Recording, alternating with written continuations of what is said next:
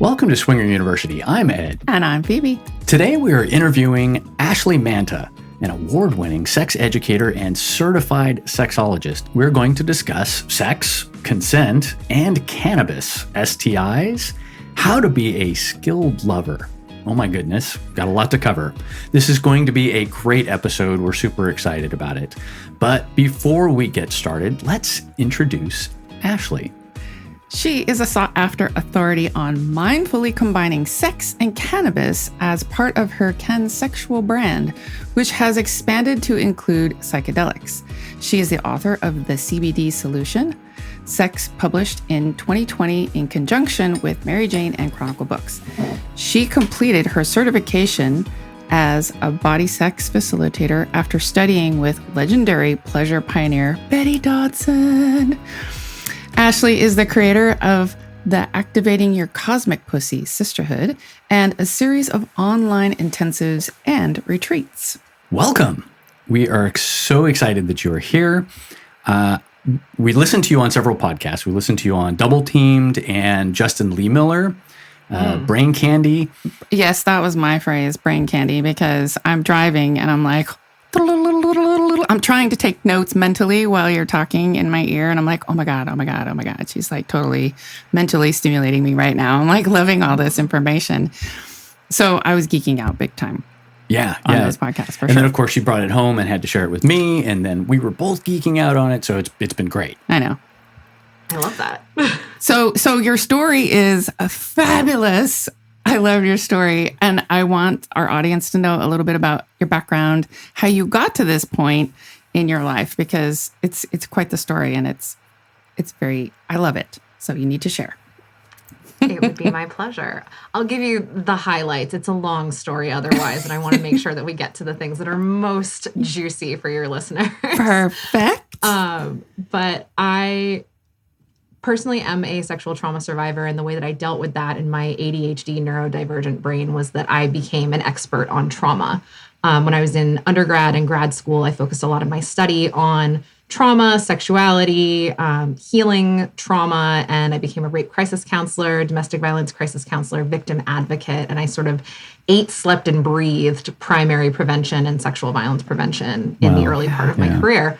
And it was really meaningful, impactful work, but it was also really high burnout work. And so by the time, 2023 rolls around where I'm like 25 years old and having nervous breakdowns, I realized that was not a sustainable career path. And so I pivoted hard. And first I worked at Planned Parenthood and got into the reproductive health side of sexuality education. And then when I moved to California later in 2013, I started working as a phone sex operator.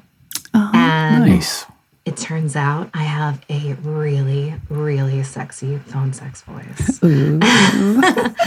And I'm very good at dirty talk. So that was a really fun way to be like, oh, I can make money as a sexuality professional, not actually doing like the hard, scary trauma thing. Right. And it was not great money as a phone sex operator, so I pivoted again slightly and got a job at the Pleasure Chest in West Hollywood as the web manager. So I was ordering toys and lubes and lotions and potions and accessories for the website, getting it up, trying out products, going to trade shows, meeting the vendors who were manufacturers and creators of these products, and also a lot of adult performers who were adjacent to the space. And that was when I was like, oh, okay, this part of the industry is really interesting to me. And around the same time is when I got my medical card living in California. So I was exposed to medical cannabis for the first time and realized that, wow, there's so much more than living in Pennsylvania when you go to a dealer and your options are weed or nothing. Right. There was no choice. There were no edibles. There were no topicals or any of those kinds of things. And so I found a company in California that was making a THC-infused lube that was meant to be applied to the vulva and that was supposed to enhance orgasm and decrease discomfort. And I had experienced pain with penetration for most of my adult life. So this product allowed me to have penetrative sex without pain. And I realized that there were not any sex educators talking about sex and cannabis from what I could see in the industry at the time. And so that became my niche. I started writing for Leafly and Dope Magazine. It ended up leading to me getting written up in High Times and a book deal. Nice. And I became the canasexual. Yes. I love this path. It's fascinating. It's fun how a problem then just blossoms into this solution, which then, we share and becomes this passion that we can't but help share with other people. Yeah. I also love too how almost everybody can kind of look back in their past and go, I had this one really strange job. It's this. You did what? Oh, that's interesting. Fascinating. I know. Wait, which is a strange job? Well, I mean, it's strange for vanilla people to be a phone sex operator. I mean, that's... What? Not strange. It's not strange for us. Oh. Or our podcast listeners. Uncommon, one might say. Yeah. I was like, what's the... It's an interesting... It's an interesting job. Yes.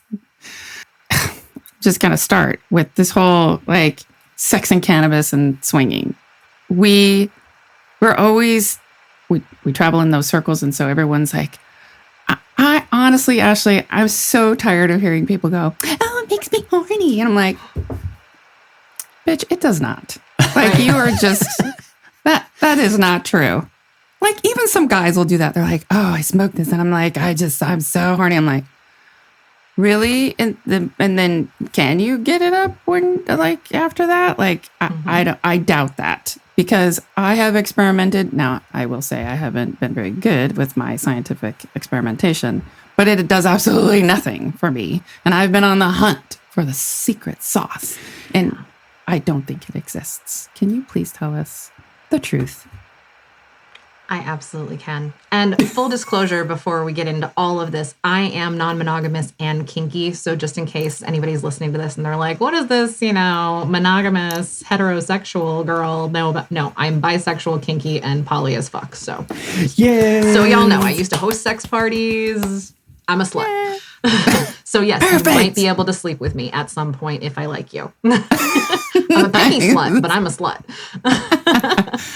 Good so company. When it comes to cannabis and libido, I have a lot of people come to me and they're like, oh, it makes me horny, or it doesn't make me horny, or I want it to make me horny, or all the different things, right? Yeah. What I would say is that cannabis, when used very intentionally, can help address the things that are getting in the way of pleasure, connection, intimacy, horniness. But in and of itself, it is not a magic substance that is going to suddenly turn you into a ravenous sex monster. That's just not how that works. So, when people say, oh, it makes me horny, or I smoked this thing and I got horny, you were probably a little horny to begin with, and it just enhanced what you were already feeling. Got it. Yeah, that makes a lot of sense. And we've thought of any form of cannabis as kind of like an alternative to alcohol to kind of lubricate, like a social lubricant. Takes your inhibitions down a little bit, but in moderation, because it very quickly goes into sleep or disorderly conduct or any one of those things. So, yeah. Huh. Yeah, moderation in all things, mindfulness in all things. And, especially when you're trying to do it with sex, I generally do not recommend that you use cannabis or any mind-altering substance with a new partner. Right. Just from a consent perspective, and because you want to be able to establish a sober baseline with someone before you start adding things. Yeah, and I definitely want to talk about sex and consent and how and when to use things and how it's being used in our community. I want to talk about the vulva, the THC, CBD combination, and how women can use this to enhance their sexual pleasure. Hell yes. What is going on now out there with these products, and do they work? What do we, what is the combination that we buy or look for? Yeah, a lot of them do. And there's a fair bit of snake oil on the market. So, this is very much a buyer beware situation. But what I will tell you is that THC, CBD, CBG, CBN, all of the other cannabinoids work better together. So if you happen to live in a prohibition state and all that's available is CBD only, it's better than nothing, but just barely. And Got it.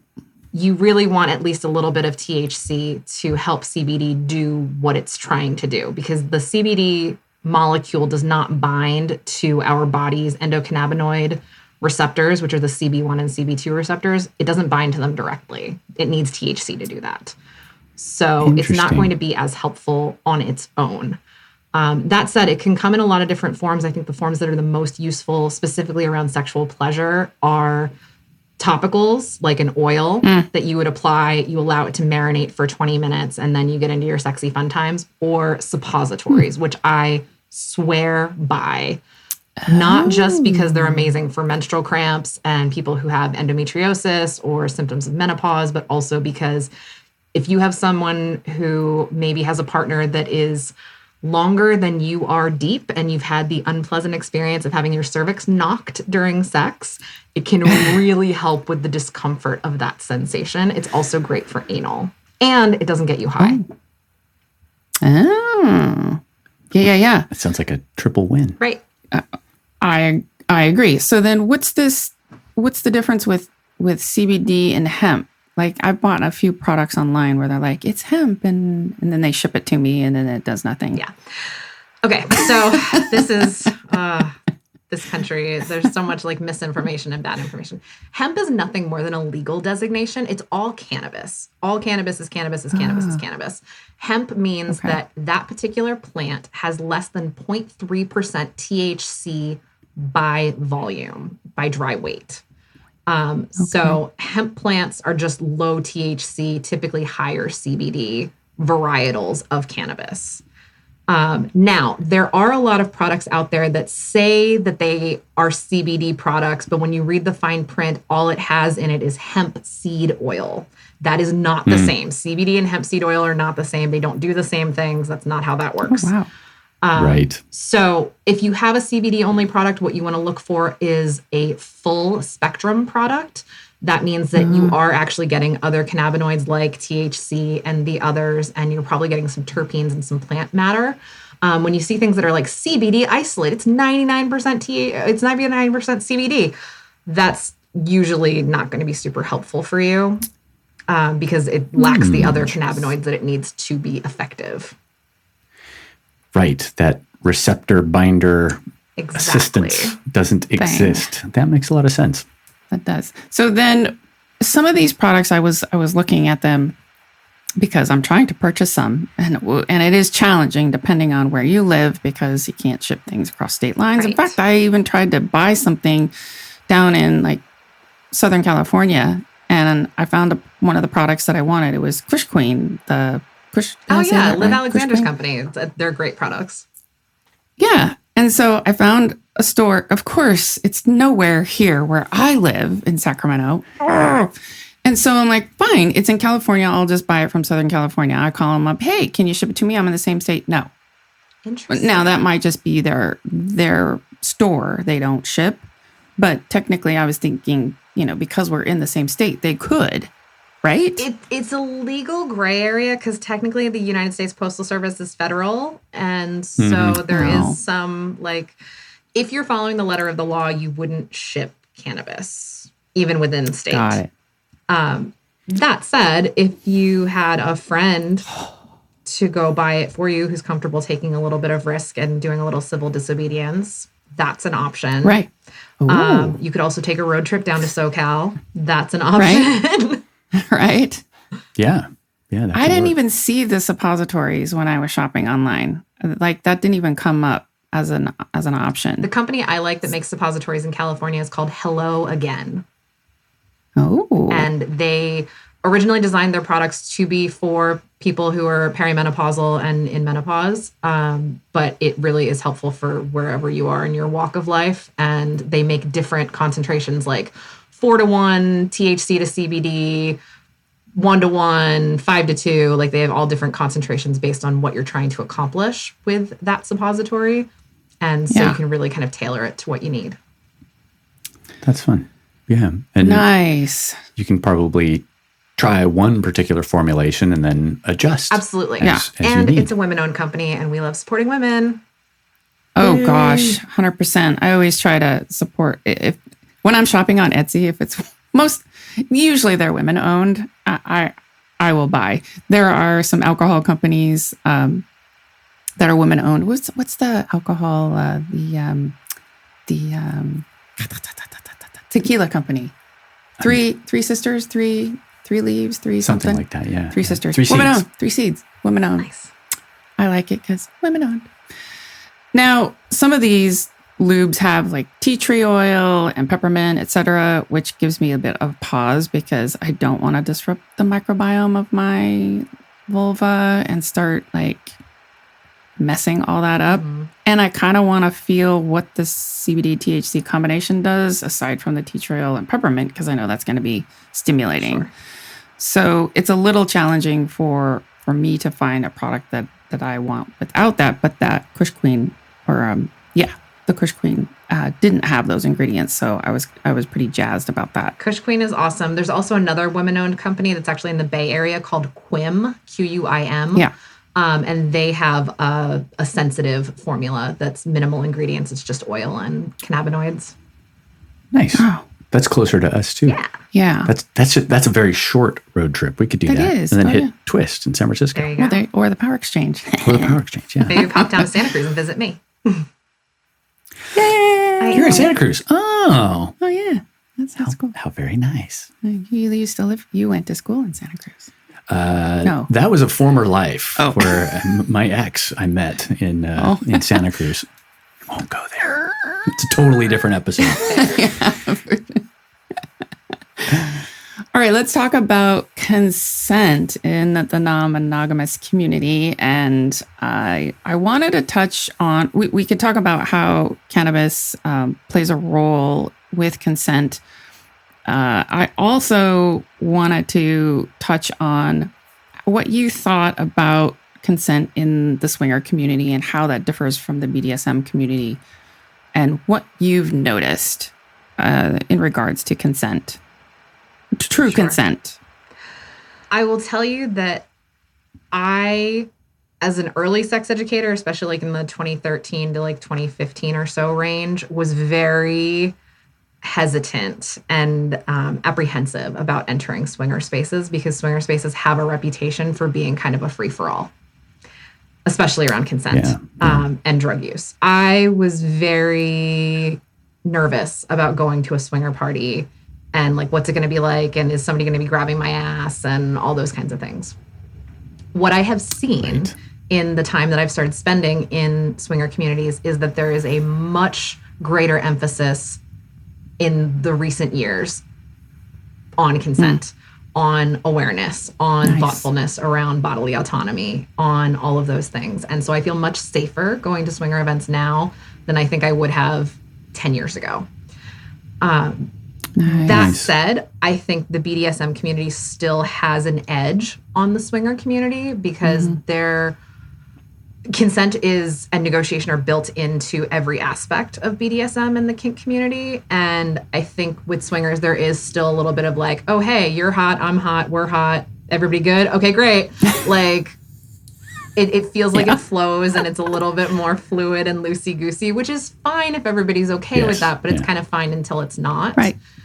And I still find that there's a lot of like, hey, I did Molly and went to a swinger party, or hey, I am on mushrooms, I'm at a swinger party. And, you know, I'm not a lawyer, I don't play one on TV, but I came from that world and I can tell you, you are not legally allowed to consent when you are intoxicated. So if you're going to these spaces, you're already in a real consent danger zone when you are under the influence of a psychedelic or any kind of substance. And there's also a lot of alcohol at swinger events as well, which makes me, it gives me what my best friend Katie would call cause for pause. So, you know, there's best practices and then there's like real life. And I think finding somewhere in the middle is useful and it's really important to have clear communication and be checking in with yourself, with your partner, and with your potential partners frequently, especially if there are substances involved. Right. Right. When we first started swinging, we we were swinging sober for about the first 3 to 4 years, mostly because that's just how I am.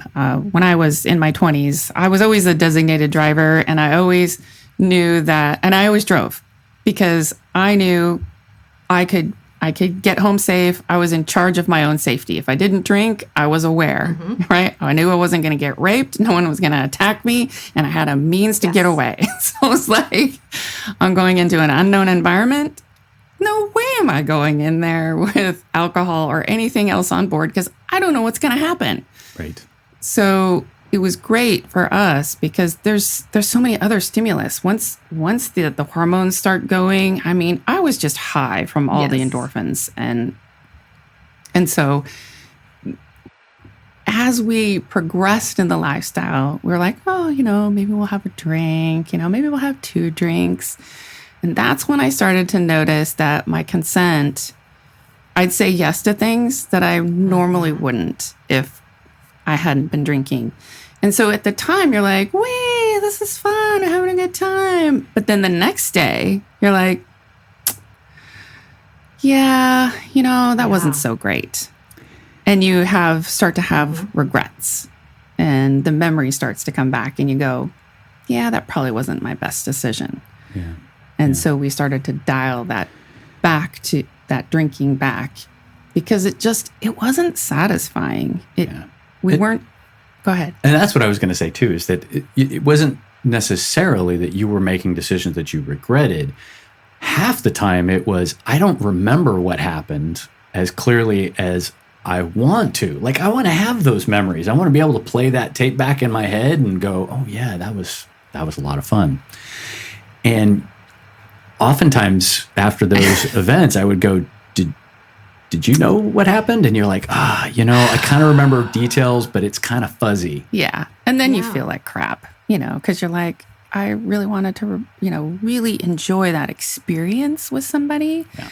And to not be fully present felt disingenuous. And I felt bad about myself also in my role with that other individual. And then the tables would turn on us as well, where someone had been drinking and doing Molly. And literally like an hour later, he's like, when we were trying to leave, he goes, gosh, it's so great. It would have been so great to have sex with you. And I'm like, but here's a video. He literally didn't even remember an hour later. And that's when I went, okay, now I feel like crap. So I thought, this is not good. Let's make a shift. Let's change course with what we're doing and who we're doing it with. Yeah, I respect that. So, and, I feel pretty strongly that if you need that kind of social lubricant to be able to have sex with strangers, then maybe you need to interrogate that a little bit, because I can have really dirty, filthy fucking sex stone cold sober. No shame, no reservations. And I would encourage you to try to get there. That sounds like a very happy place. To be. I know. Yeah. I like it. I know. And there's some further deeper research we could, I like that. We can title that something. My stone cold, dirty, hot, sex, sober. I like that. I like where that's going. We can make an acronym out of that.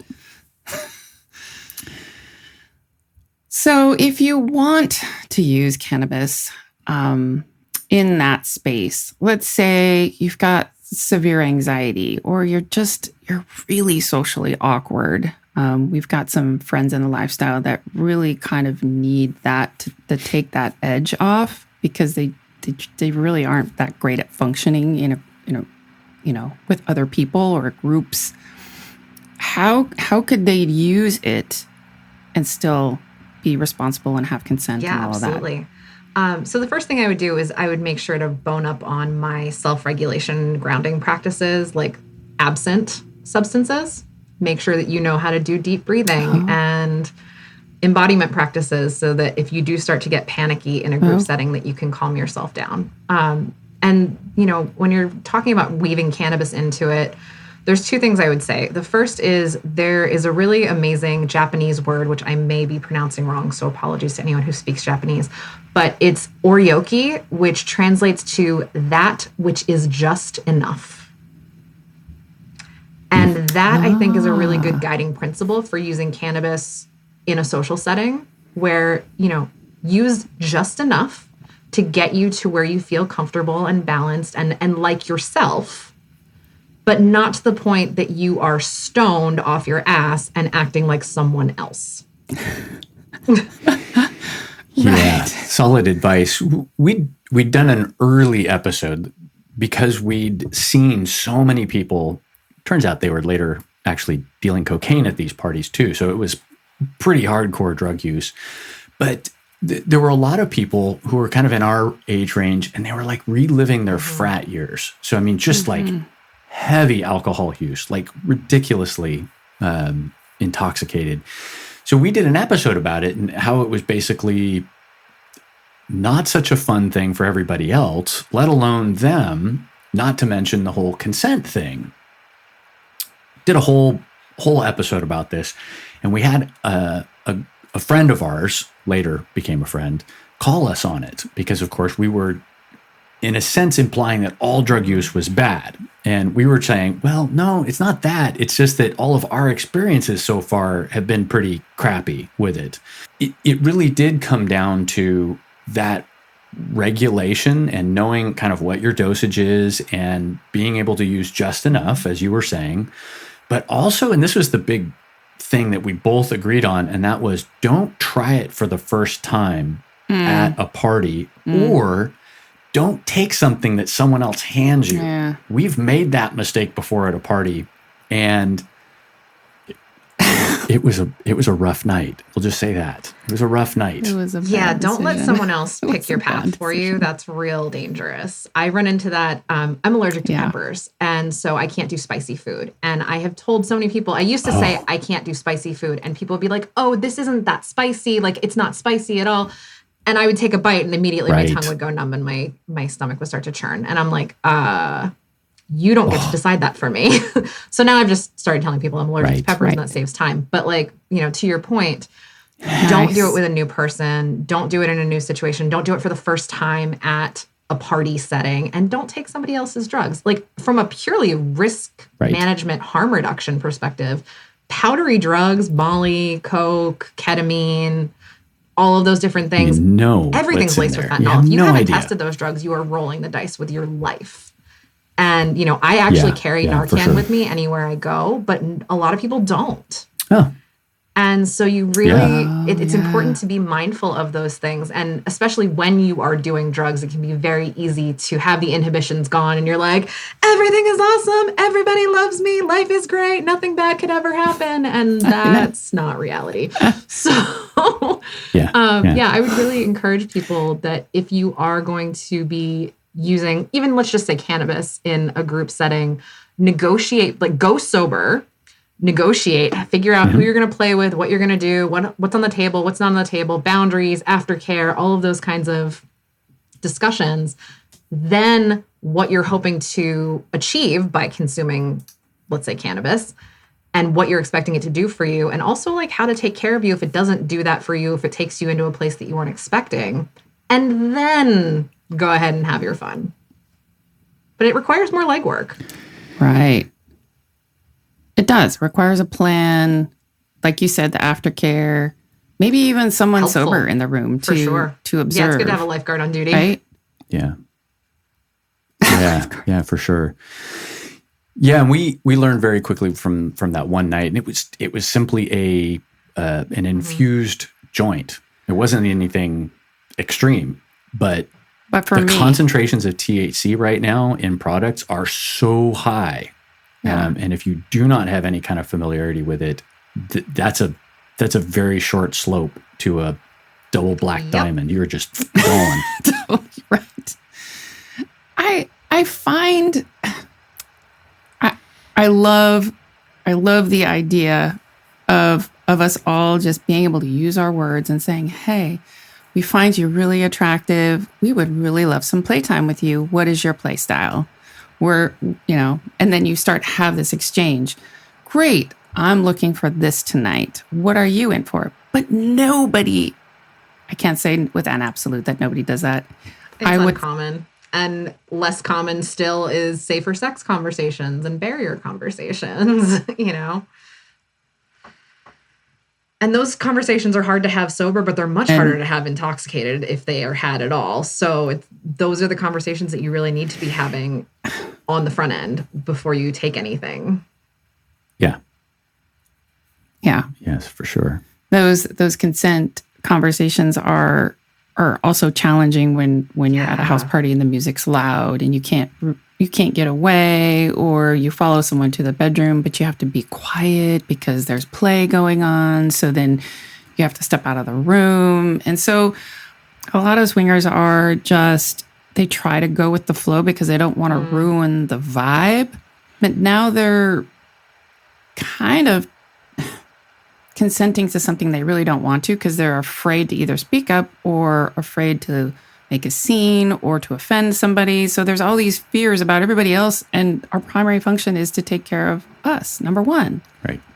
And we kind of tend to fail to do that, I think, more often than not, which and we live in this very people-pleasing, not wanting to ruin the vibe kind of society where if something starts to happen that crosses your boundary, you are likely, if you're a people-pleaser, to go along with it because you're like, well, I'm better at managing my own discomfort than someone else's, so I'll just bite the bullet and take one for the team. And that is not the kind of sex I want to be having. Exactly. Yeah, and you can definitely tell when you're having sex with someone who's doing that. There's this kind of distance between the people. It's there. You can tell that they're just not into it in some way. And it's very distracting, and it's kind of disturbing too. I feel weird about it.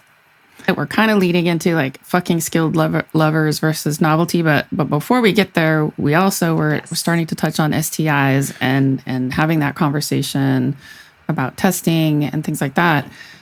You taught at Planned Parenthood and the reproductive health and sexual education, and so I really would love for you to talk about these testing windows and incubation periods, because there is this false sense of security in the lifestyle about, their test. They got their little test and they're like, 3 days before, a trip to Desire, I got tested. And you're like, that means jack shit. Yeah.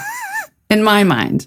But everyone else is like, it's like a badge of honor. Check, I'm safe. And I'm like, that doesn't mean what you think it means. Talk about why that may not be the case. There's so many reasons. First of all, so I have HSV2, which is genital herpes. So I have to have the safer sex STI conversation with all of my new partners because I believe in informed consent. And so I have to okay, things are getting hot and heavy. Pants are starting to look like they might come off. All right, pause. Just need to let you know I have herpes. Hope that's cool. I'm take meds, whatever. But some people, that freaks them out. And some people are like, cool, me too. High five. And we continue on with our conversation. I love those people. Those are my favorite people. But a standard panel at Planned Parenthood does not include herpes. So, you come out with your, look at my flashy, all negative test panel. Well, cool. They tested you for chlamydia, gonorrhea, HIV, syphilis, possibly trichomonas, maybe hep C. But they almost certainly didn't test you for herpes unless you were having symptoms. Now, there are some other, especially swinger companies that do herpes testing as part of their standard panel. However, the tests are unreliable for herpes because they're a blood test. It's an IgG serum test. Right. And all it means is that you have enough of it in your blood. You could test positive and never have had an outbreak in your life. That's very possible. You can also test negative and still be positive because you just got a false negative on your test. So that's not as foolproof. And also the tests, regardless of what you're getting tested for, let's say it's something as common as chlamydia, which, by the way, the most common symptom of chlamydia is no symptoms. So when people are like, oh, I'm not having any symptoms, I'm clean. first of all, if somebody says I'm clean, just like mark that as a red flag in your brain, because that's really stigmatizing language. But also, your test is only reflective of what your status was the day you took the test. It's only good for the first person you fuck afterward. Thank you. Like, as soon as you have sex with someone else, Thank you. Your test is essentially null and void, because maybe, they used condoms for you and they just got tested for you. But 2 days later, they fuck some 5 people at a party bareback, and then they fuck you 2 days later and you're still going off your old information. Like, there's just so many variables of like, are you okay? You got tested. Great. What are your safer sex protocols? Cool. You use condoms. Great. For what? Just for penetration? Do you use condoms for oral? Do you use dental dams? Because you can get chlamydia and gonorrhea in your throat. Right. And I don't know very many people at all who use dental dams for oral. So it's just like, exactly. I've never seen one. I feel with STIs, like the reason that you get tested is to be proactive in case you caught something, not to prevent yourself from ever getting anything. Yes. Yes. Right. So I get tested every 3 months like clockwork. Yes. I have conversations with my partners. I use condoms for penetration with everyone who's not a fluid bonded partner. And I have all those conversations. But like, I also know that I'm non-monogamous and having sex in group settings. Like, there's a very good chance at some point in my life I'm going to end up with chlamydia or gonorrhea or something. So the other thing that you can do is there are medications called PEP and PrEP. A lot of people know what PrEP is, but sometimes people don't know about PEP, which is post-exposure prophylaxis. And now there's something called doxy-PEP that if you take this medication within a certain window of time, it basically inoculates you against whatever you may have been exposed to that's bacterial. And so, one, if you're a swinger or any kind of non-monogamous having group sex, especially unprotected, I would encourage you to be on PrEP just generally, which is for HIV prevention. And if you are going to be going to a party or whatever, go to your clinic and get doxy-PEP and regular PEP. Like, these medications exist, use them. And if you're not going to use condoms and you're not going to have safer sex conversations, then the least you can do is take medication. Right. Fascinating. Yeah. Another thing that you talked about it, and that is you're only as good as, the last person you had sex with in terms of your test. Your test is only as good as the last person you had sex with. There's also the thing that we like to emphasize too, which is false negatives on tests and the kind of the incubation period for a lot of things that won't show up on a test. So you could have been tested and it just doesn't show up on the test yet because the viral load or whatever hasn't reached the enough. Oh, for sure, to trigger you just the went test. to an orgy and then you get tested the next day. That test isn't accurate for what you just did. All of those infections have a varying window. So it's not just wait this period of time, wait a month, wait 3 weeks, wait a week. It varies depending on which thing you may have been exposed to. And you don't know what you've been exposed to. Otherwise, you wouldn't have exposed yourself in the first place. I know. Yeah, it's really important to be checking in with your healthcare provider or clinic and double checking the incubation periods for the various things, because there's so many of them. Like, I could rattle off, but like, it's a long list and I don't want to be wrong. Yeah. So go do your research. That's part of being a sexually active, responsible adult. Yeah, and I think so I have two things. One of them is that kind of accepting a level of risk because you're choosing to be non-monogamous and you're in orgies and you're gonna have the fun. You're rolling the dice. It's just a matter of time for something to happen. And I think that that's important for people to acknowledge if they're getting into the lifestyle that there's a chance. Now, you can diminish your risks by obviously safer sex practices and using condoms and whatnot.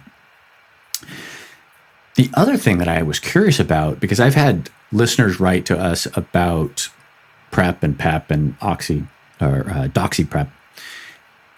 What's the safety with that? Because I know with some of those, taking them on a regular or consistent basis isn't necessarily a good thing. Well, What do you know like about I'm that? not a lawyer. I'm also not a doctor. So I would encourage you to ask a healthcare provider those questions. But broadly, Absolutely. let's just take PrEP. I don't take PrEP because it can, over the long term, contribute to bone loss, and osteoporosis runs in my family.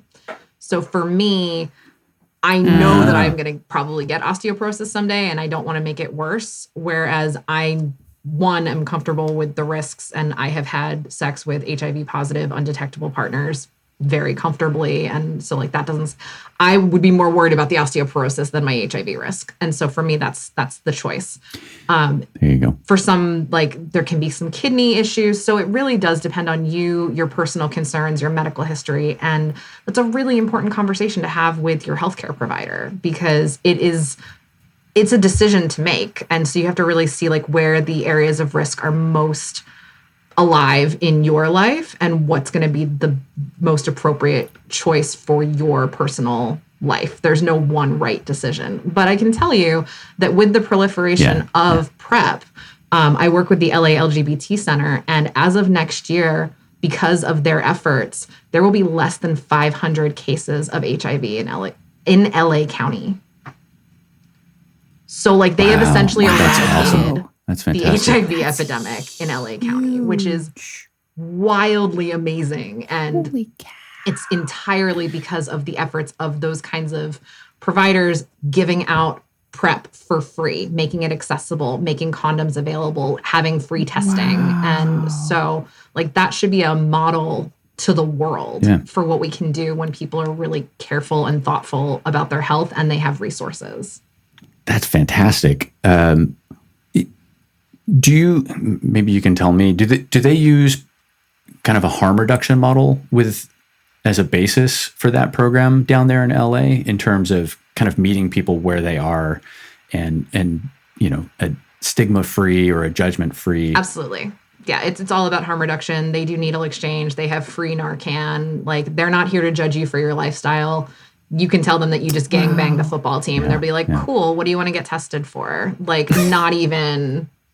Nice. And you might feel a little like crunchy awesome. talking to your like primary care doctor who's been treating you since you were 12 to have that conversation. But like that's why things like LGBT centers exist and why they're so important. Yeah, I have some history with the Santa Cruz needle exchange program and their harm reduction model, and it was enlightening to learn a lot about that, and it's good to hear that that's still continuing with other areas. Yeah. It's awesome. Absolutely. And showing good results too. So, I mean, statistically, that's fantastic. And I think it's a good model for other counties. And yeah, red states, take note. This is how you fix problems. You don't just preach abstinence.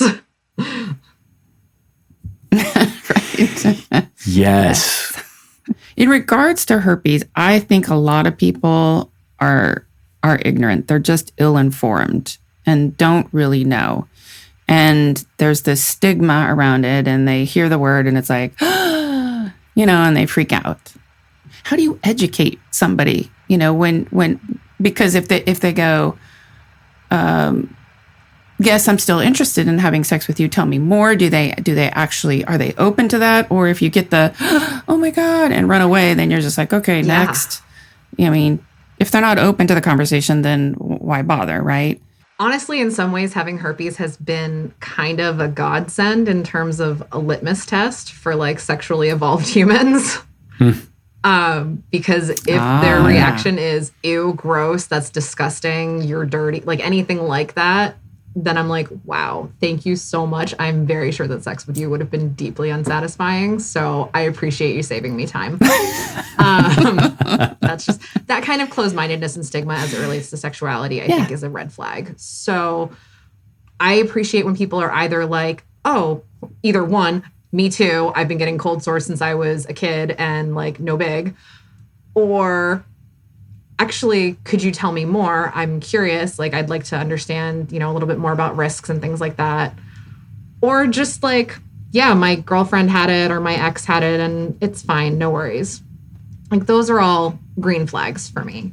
Nice. I think there is still a lot of stigma, not just in Nice. the swinger community, but in the world. Like I cringe every time a late night host makes a herpes joke. I'm like, really? Are we still there? Like, that's the low hanging fruit that you're swatting at right now? Like, come on. Because like you said, it is incredibly common. Over 90% of people ages 14 to 49 have HSV1, which is oral.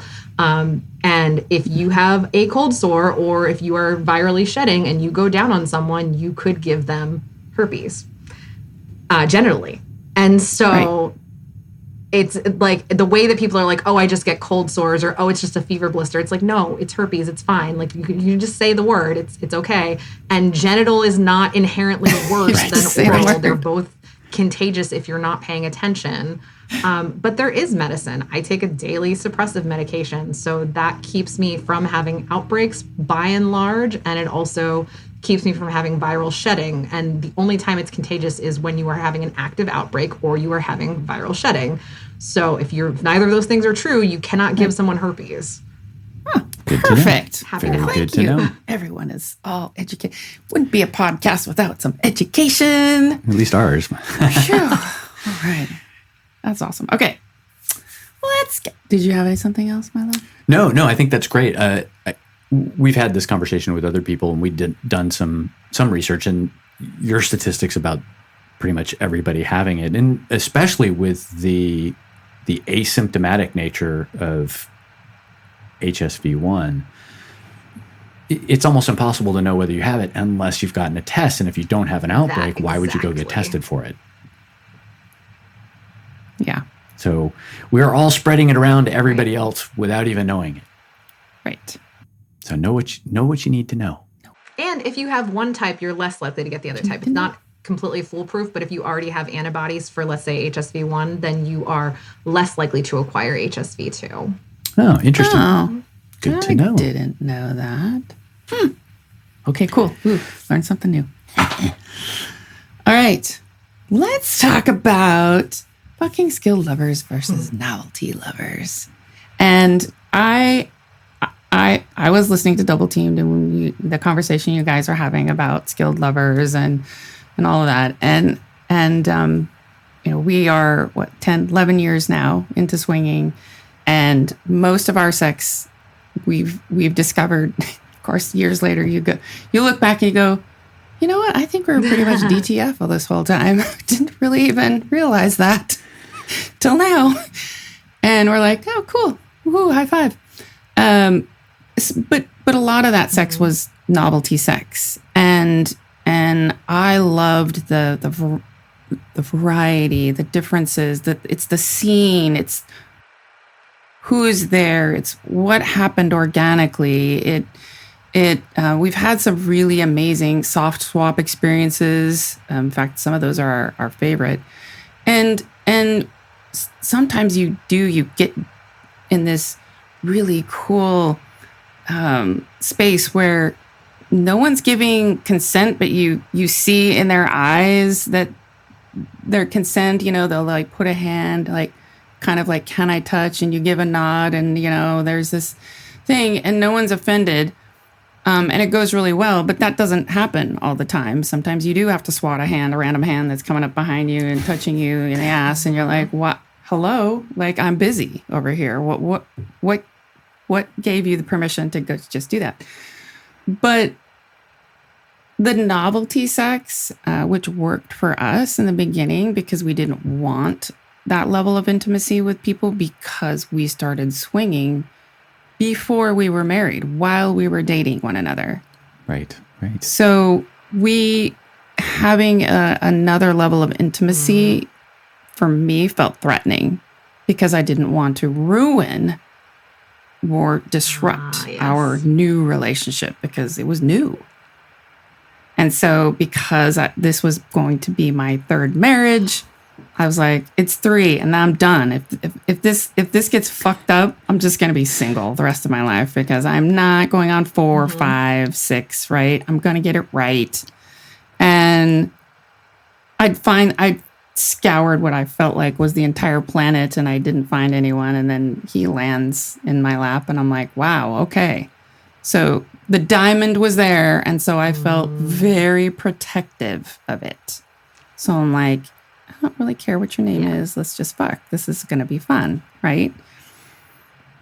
But now I want something more. I want a richer experience because I'm getting into that sensory play, and I have experienced some of the sensory play, and I have experienced some of the BDSM, and I'm like really loving that experience. And honestly, what I really love is the mental part of it. The asking, can I touch you? I mean, oh my God, that's just like, like I love when somebody asks me that. You know, would you like a kiss here? Would you like a kiss there? Is it all right if I touch here? Oh, I would love to do this to you. Would that be okay? Like my brain just goes bananas. And I love that. And we don't do that in swinging. So this is where you're trying to have more of an intimate, purposeful connection with somebody that's going to have a richer, more full experience. But the parties don't really lend itself to that. But they are the best way to try and find people and see how you gel and try before you buy, so to speak. So it's challenging. So Ed and I have kind of slowed down a bit in that regard to try and find, honestly, better lovers, a more meaningful interaction. And how has that been for you in your journey over time with your progression of sex and relationships and what you want? How has that changed what you want? Well, it's, like everyone, it's evolved over time. But I do want to draw a distinction. There's a little bit of a false dichotomy here where you can have anonymous, casual, like slightly detached sex that's still highly communicative, negotiated, and intimate. Like those two things are not mutually exclusive. I think it requires you to be a lot more self-aware and situationally aware, which not all people are. And also, oh man, I want to dive into the psychology of like trying to protect the relationship by only having casual interactions with others, because there's so much in there as a relationship coach that I would want to pick apart. But because this is not a coaching session for you, I'm going to leave that to the side. But I think, and I see actually a lot of this in the Tantra world. Tantra communities tend to do this really well, where you can really drop in with someone for 5 minutes and have like a transformative, transcendent, orgasmic, like mind-blowing experience. Never know their name, never see them again. Like those things are possible, but you have to be savvy. And I think what I would say about the swinger world is there can be a little bit of sloppiness and a little bit of laziness. Like there seems to be, and this is not true for everyone by any stretch of the imagination, and this is certainly not exclusive to swingers, but there seems to be a little bit of like, I just want it to be easy. I don't want to have to think about it. I don't want to have to try real hard. I just want to like get off and move on with my day so that we can kind of check the box that like, look, sweetie, we have a spicy relationship. We fucked a couple last weekend. Like, cool story. What's actually going on in your relationship? But like, I really, and the way that this relates to my journey is I feel very strongly that I will be the change I want to see in the bedroom. And if I want to manifest the kind of sex that is most appealing to me, which is really skillful, high level, hot, intimate, consent focused, dirty as all fucking get out, like filthy, kinky, all the things, then I need to come with that ability to have those conversations and to co-create that experience with whoever happens to be sitting in front of me if they are equally open to an experience like that. I'm a strong dancer. I can lead you if you're willing to be led. So For me, it comes down to like, how do I want to show up? What vibe do I want to send out? And who am I attracting with the way that I relate to people in those settings? And that tends to set me up with success. And then also, how skillfully can I say like, oh no, actually, like, I don't want to do anal tonight. I saw that you were getting close to my asshole. I just wanted to check in and let you know that that's a boundary for me. Like, can I do that kind of seamlessly in the moment? Or am I going to sit there like clenching, kind of squirming away from you, hoping you notice? Right. Right. Yeah. And I think it sounds to me like, and I'm going to try and paraphrase what you said, but it sounds almost like mindfulness, like being very present in the moment and kind of taking that experience as it is and really paying attention to your lover and what their cues are, but also being able to communicate what you want and listening to what they want. And that ability to say that, having a voice, is pretty challenging. And when we talked about, being people pleasers and being afraid of hurting people's feelings, I think that's where a lot of the bad sex comes from in swinging.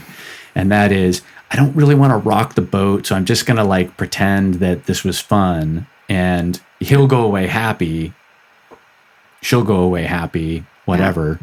Yeah. And you walk away from it and you're like, it's all right. Yeah. It's okay.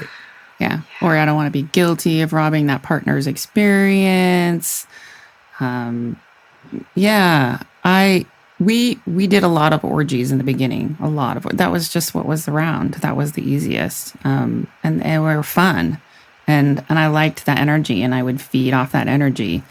But there really wasn't time for a lot of mindfulness during that, because it's just a sea of bodies. And there's a lot of aspects that I love to it. Really what I love about it is the energy and the sensory play.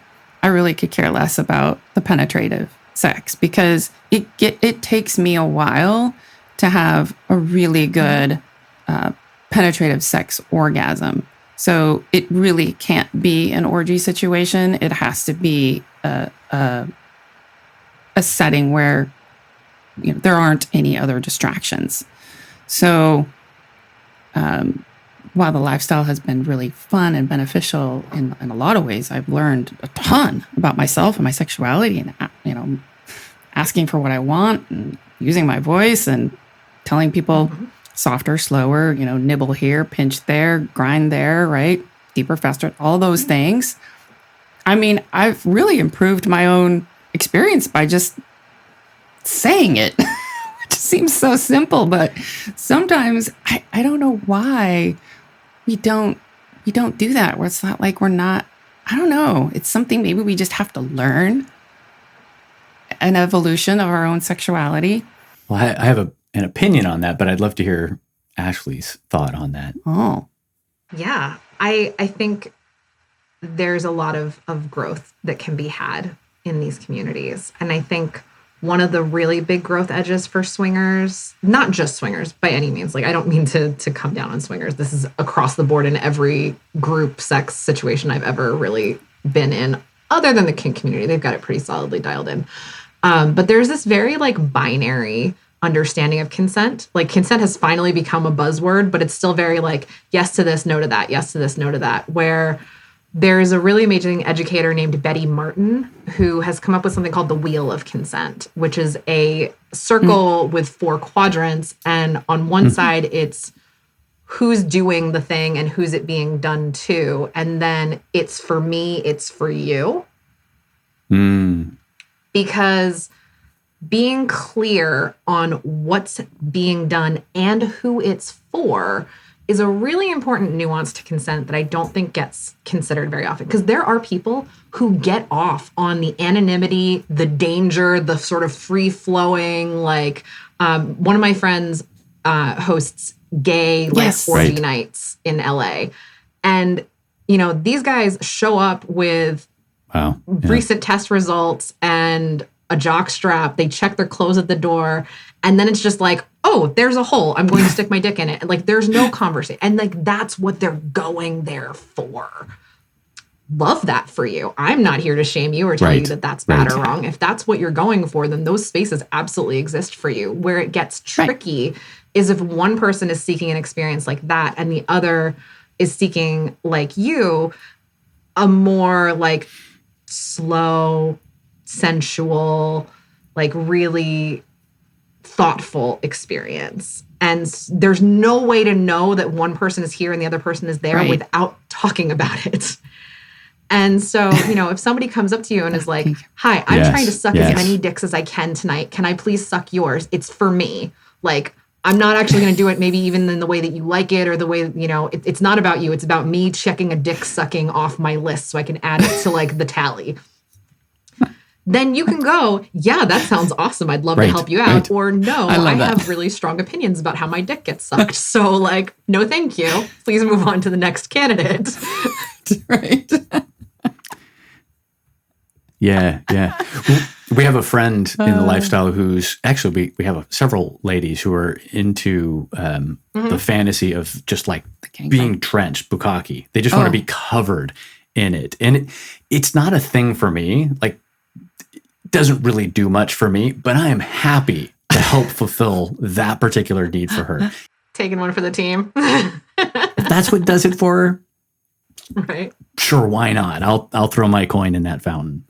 And we have another lifestyle friend who loves gangbangs, and she had like 50 guys at the Power Exchange that were coordinated for her birthday. I think on her 50th birthday. Yeah, and so I asked her, I was deeply curious. I was like, how was that? What did you like about it? What is it that does it for you? What is that thing? And she said, and then when she described it, I got it. She goes, I really get off on their approach, how they approach me. Some of them are timid. Some of them are like confident. Some of them are, you know, shaking. Like everyone, their approach is different. And she goes, I love being able to just bring them in, no matter where they're at, with their level of confidence. And I was like, oh, I see. This is you have all the power. I get it. Ding. And then it made sense to me. And I was like, ooh, I'm getting this now. So like, you just never know. And this is why I always ask, because initially, you know, some people are like, oh, gangbang. I'm like, yeah, but did you ask why? I mean, there's a reason. I'm sure it's really cool. Oh, I'm so happy I now have a reason to tell this story. Okay. So last month in October, I guess now 2 months ago, in October, I had my fallopian tubes removed. So I am fully baby proof. And in addition to like feeling really safe now that I have bodily autonomy and I can't get pregnant, and also I've lowered my ovarian cancer risk by 80%, I actually had a conversation with my surgeon about this very thing. And as I was like in getting prepped for surgery, I mentioned that I was going to hedonism in January, and I was so excited that I'd be like there and sterile and able to like have a gangbang at hedonism if I so chose and not have to worry about getting pregnant. And to my delight, the OR nurse was like, I went to hedonism in 1987. What a cool place. I was like, fuck yes. Like that made my whole day. I loved, like, my surgeon was a woman. The whole surgical team was female. Yes. Like, it was so delightful. But like, someday when I have that gangbang experience and I want to take 20 fucking loads over and over, like just one after another, I am not interested in their skill level or how well they're fucking me. In that moment, I just want as much cum inside of me as possible. And like, that's what we're doing it for. So that's where like being clear about who's it for, what's the goal, like how do you want to feel at the end, and having everyone be on the same page about that is really, really important. Yeah. Yes. Yeah. Yes. Oh, so much so. I love it. It's interesting. We've been having conversations. We have issues with labels. So classic example, just because someone says that they're soft swap, the question is, what does that mean? You're full swap. What does that mean? Because it's a definition in a book, but everybody kind of spins it their own way. So the definition that we've been playing with lately is, you know, hot wife, hot husband, cuckold.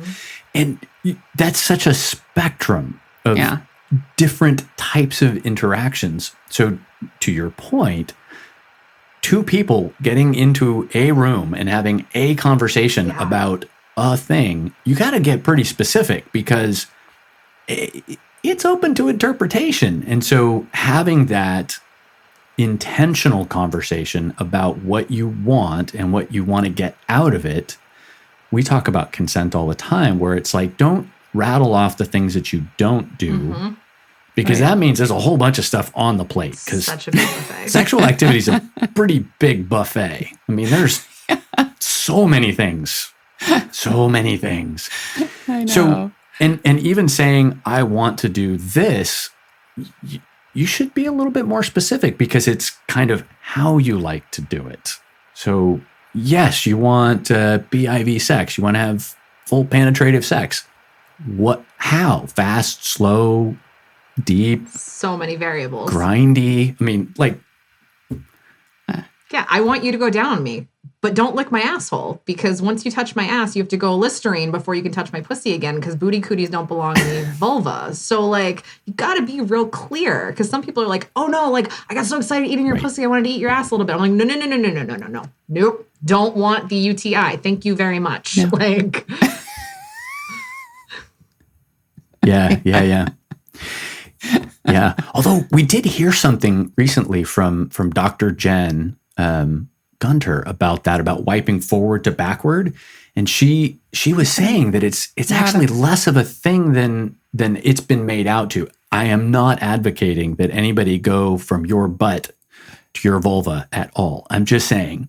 I love Jen Gunter, but I imagine, like all things, there's room for nuance there. Like, there's a very big difference between somebody who's wiping back to front, who starts at their vaginal opening and goes up, versus somebody who's wiping from their asshole up. Like, that's not how you wipe poop off, you know? Yes. Like that's where nuance really matters. And like you said, there's a very big difference between sticking your tongue in someone's asshole and 100%. Then licking their vulva around their urethra and, you know, like wiping in a way that is probably fine if you're otherwise like hygienic. 100%. 100%. Especially depending on how much they're into licking your anus. Because, you know, if they're like really into it. Exactly. Yeah. How enthusiastic are you? Now that we're talking about assholes, it just reminded me, this is a fascinating fact, because I love fascinating facts. We're going to go back to cannabis in the butt. Tell us why cannabis in the butt doesn't work. What is this thing? It's not that it doesn't work. It's actually an incredibly bioavailable and effective way of consuming cannabis. What it doesn't do for most people is it doesn't get you high. But it can relax you. Which is interesting, because if you put Molly in your ass, that will definitely get you high. So I'm not entirely sure. And I have heard from people like, oh no, I used a suppository anally and it actually did get me high. So I feel like it's a very much your mileage may vary. But I am very sensitive to THC. I only do like 5 milligram edibles. And I have put 50, 100 milligrams in my ass and just felt like chill. Well, like a warm blanket around my abdomen, but not high at all. So it is a great way to bypass your liver, which is so it doesn't metabolize the same way as an edible does. So that's one of the reasons that you don't get high. But that one is especially weird, considering that like it doesn't get you high with cannabis, but it absolutely will if you put MDMA in your ass. Or alcohol or caffeine. Or alcohol or any other kind of intoxicating substance. So like that is where my health and physiology knowledge fails me. And if you are a rectal expert, please shed light on why that is. I would love to learn more. Right? Yeah, if any of you listening to this are doctors or nurses, and there are a very high percentage of you listening who are doctors and nurses, because we know you're in the lifestyle, let us know. Yeah, because I'm curious from kind of like a physiology standpoint. It makes sense that alcohol gets absorbed through the intestinal walls, right? There's a lot of digestion that goes on in that portion of the intestines. You know, there's tons of blood vessels there. So it makes a lot of sense that it gets absorbed. But then why not The cannabis, that's weird. I know, right? I know. I want to wrap this up, but I want to also ask you, what are your newest projects and what does your 2025 look like? I'm so glad you asked. So my 2025 is starting out on the best possible high note, which is I am going to Be Better at Being Bad Week, the Naughty Gym takeover at Hedonism in Jamaica from January 4th to the 11th. I am one of the sexperts who will be teaching. I'm teaching Dirty Talk and my live demo handjob class, which was wildly popular earlier this year. And I'm also doing a keynote on sex, cannabis, and psychedelics. Can't imagine why. That is like, chef's kiss. The best way I can think of to start the year. And I hope that I get to start every year like that moving forward. When I get back, I have two really cool programs that I'm running. One starts in January and one starts in February. And the February one is a brand new, you all are the first podcast to hear about it offering. So yay. The January is a program I've been running since 2021. It's called Activating Your Cosmic Pussy. And it is an online intensive for women all about sex magic, loving your body, plant medicine, owning your desires, clearing your throat chakra, like just basically tapping into all of the pleasure potential of your body and like really owning that and connecting with other witchy, sexy, amazing women. So that program starts in January and that's enrolling now. And then my other program that's brand new it's called Attuning to the Cosmic Orgasm. And that is actually going to be a 90-day group coaching program that is available to everyone over 21. Everyone, whether you are, single, couple, poly, triad, polycule, like that's all fine. You can be any gender under the sun. That's all fine. Like everyone is welcome. And it's going to be a 90-day program. We'll do weekly 90-minute calls. Nice. And then you'll also have access to a Discord server. And everyone who enrolls also gets a 45-minute one-on-one with me. Just one. But everyone else, like the rest of it is all in a group setting. And it's going to be about really deepening your relationship with yourself, with your partner, how you show up, how you communicate, how well you know your body, and then how you can start to integrate other aspects of like sacred sexuality, energetic sex, tantra, kink, and really enrich yourself as a sexual being. And that's what I mean by attuning to the cosmic orgasm. Ooh, God, that sounds amazing. Ooh, that's really exciting. I am going to go. So I am going to go check that out. I literally just put up the website yesterday. I'm so excited about it. And in fact, for all of your Swinger University listeners, I will offer a 15% discount if they click the link I will send you. Fantastic. Yay! So we will put that link in the show notes and you heard it. Yay. Yay. That's awesome. That's awesome. Yeah. I'm really super excited about that. I'm probably going to be signing up for that. Would love to have you. Let's see. So if someone wanted to do a virtual coaching session with you, they can also do that on your website, right? Absolutely can. They can set up a free discovery call with me, which is like 20, 30 minutes of us just chatting. You let me know whether you're an individual or partnered in any capacity, kind of what your goals are, what's really like of concern for you right now, and just like feel each other out and see if we have a good vibe to work together. And then I have coaching programs that are just like one-off sessions, or I do like 3, 6, 9-month programs. Nice. Ooh, that's Very really nice. I like that. I like the idea that you do like a little free 15? Between 15 and 30 minutes. Depends on like how quickly we figure out like, oh yeah, I definitely want to work with you. But I feel like, coaches are like sneakers. You really got to try it on and make sure it's the right fit for you if we're going to be going to like run a marathon together.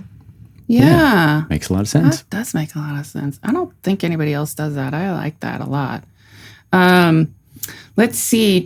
And then if someone wants to book you for your in-person events, like how do they do that? Also on your website? Just email me. If you want to work with me in pretty much any capacity, you can just email me. I also have some pre-recorded like standalone workshops from hand jobs to how to be a booty boss to energetic sex. And you can find that on, there's a link to it on my main website, which is cannasexual.com, but you can also go straight to elevatedintimacy.com. That has all of my self-paced online courses where you're like, you know what, I'm not ready to work with you one-on-one, but I'd like to learn. I have a dirty talk course. Like, that's all available for you that you can just take in the privacy of your own home at your own pace.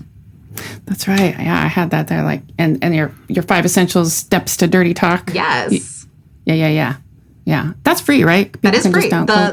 When you sign up through the dirty talk, like I have it like a kind of a lead gen thing that you can just get like a free dirty talk starter guide.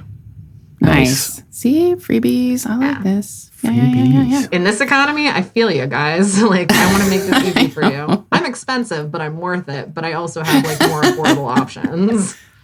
Love that confidence. Well, Ashley, thank you so much for taking the time to be on our show. We really appreciate your expertise and your time with us today because we know your time is valuable and we just value you so much. So thank you for being with us. It was such a pleasure chatting with you both. I'm really, really excited. And thank you for having me. Yay! I'm really excited about 2025 for you. And if we can do anything to help propel you forward, please let us know. Thank you. Thanks for tuning in. We appreciate you joining our community. Don't forget your homework, tell a friend about our show, and if you like, leave a review and a comment. You can also leave us a voicemail at 916-538-0482, or if you reach out to us at swingeruniversity.com, we have a way for you to leave us an anonymous message, and it just shows up as a little voice file. You only get 90 seconds, so you got to be brief with it, or you can send us a couple in a row. We'd love to hear from you. We'd love to hear your stories, or if you have anything that you can tell us about why your colon will not absorb THC, we'd love to know. And as we say, keep learning, keep growing, and keep it sexy. Oh my God, that's awesome.